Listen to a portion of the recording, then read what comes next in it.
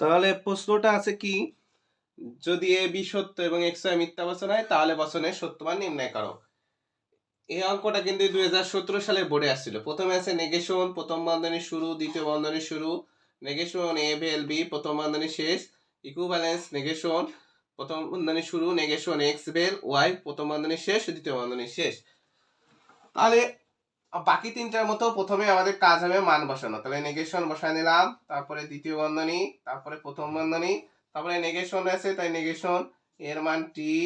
ভেল, B এর মান কি হয় টি, প্রথম বন্ধনী শেষ, ইকুইভ্যালেন্স নেগেশন, প্রথম বন্ধনী শুরু, নেগেশন এক্স সমান সমান মিথ্যা তাই এ ভেল, ওয়াই সমান সমান মিথ্যা তাই এ, প্রথম বন্ধনী শেষ, দ্বিতীয় বন্ধনী শেষ। এবার আমাদের কাজ করা হবে, প্রথম বন্ধনীর কাজগুলো করব, বাদ বাকি যা আছে তেমন রাখলাম। নেগেশন দ্বিতীয় বন্ধনী শুরু, প্রথম বন্ধনী শুরু, কারণ কি কাজ করতে পারছে না, নেগেশন আছে এখানে, তাহলে নেগেশন টি থাকলে ঘুরে যে এফ, কারণ বিপরীত হয়, ভেল টি প্রথম বন্ধনী শেষ, ইকুইভ্যালেন্স নেগেশন প্রথম বন্ধনী শুরু, নেগেশন এ পাশে টি ভেল এ, প্রথম বন্ধনী শেষ, দ্বিতীয় বন্ধনী শেষ। এইবার দেখো নেগেশন প্রথম দ্বিতীয় বন্ধনী শুরু, এফ ভেল টি আমরা বলছিলাম এফ ভেল এফ সমান সমান এফ হয়, আর পৃথিবীতে যেমনই থাক টি হবে, তাহলে তো এটা এফ ভেল টি আছে, তাহলে অবশ্যই টি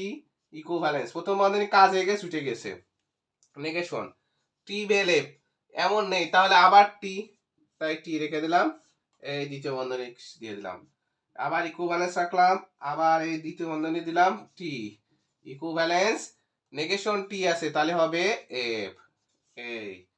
তারপর আবার নেগেশন, আমি বলেছিলাম যে মিলে গেলে টি হয়, অমিলে এফ হয়, তাহলে এখানে কি মিলছে, দুই পাশে কি একরকম আছে, দেখো এখানে টি আছে এখানে এফ আছে, এখানে যদি টি থাকতো ইকুইভ্যালেন্স দিয়ে এখানেও টি থাকতো তাহলে এখানে বসতো টি, যদি এফ ইকুইভ্যালেন্স দিয়ে এফ হতো তাহলেও বসতো টি, কিন্তু এখানে কি আছে যে টি ইকুইভ্যালেন্স এফ, তাহলে কি বসবে, অবশ্যই এফ বসবে, ঠিক কিনা তাই বলো। তাহলে এখানে আমরা বসালাম নেগেশন এফ, তাহলে নেগেশন এফটা ঘুরে যে কি হয় টি, তাহলে এই বচনটা সত্য হলো, তখন লিখবো নির্ণায়ক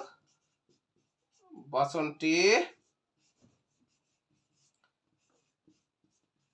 সত্য। আগামীকাল তোমরা, আমি যে পিডিএফ ফাইল দিয়েছি, যাদেরকে ইনবক্সে পিডিএফ ফাইল দিয়েছি না, যে আমি পিডিএফ গ্রুপে সেন্ড করতে পারি না, তারা পিডিএফ থেকে পারো, গাইড থেকে পারো, যেখান থেকে পারো একটা প্রশ্ন মুখস্থ করবা, সত্য সারণী কি, সত্য সারণীর গঠন কৌশল বর্ণনা করো, এই প্রশ্নটা মুখস্থ করবা, তাহলে অন্য অঙ্ক যে পরবর্তী যে অঙ্ক আছে করতে সুবিধা হবে। পড়বা হলো সত্য সারণী কি, সত্য সারণী কি, গঠন কৌশল বর্ণনা করো, গঠন কৌশল বর্ণনা করো, মুখস্থ করবা, না হলে কিন্তু অঙ্ক পারবা না, কৌশল বর্ণনা করো। আর একটা প্রশ্ন পড়বা কি, যে শত সত্য, শত মিথ্যা ও অনির্দিষ্ট মান বচনাকার কি, এই দুটো প্রশ্ন সুন্দর করে মুখস্থ করবা। পিডিএফ দিয়েছি, পিডিএফ থেকেও পড়তে পারো, আবার গাইড থেকেও পড়তে পারো, যেখান থেকে খুশি পড়ো, তাহলে পরবর্তী যে অঙ্ক দেব বুঝতে সুবিধা হবে। এখান থেকে সংক্ষিপ্ত প্রশ্নে 4 মার্ক আসে, তার বেশি আসবে না। সবাই ভালো থেকো, সুস্থ থেকো, আজকের মতো এখানেই শেষ করছি।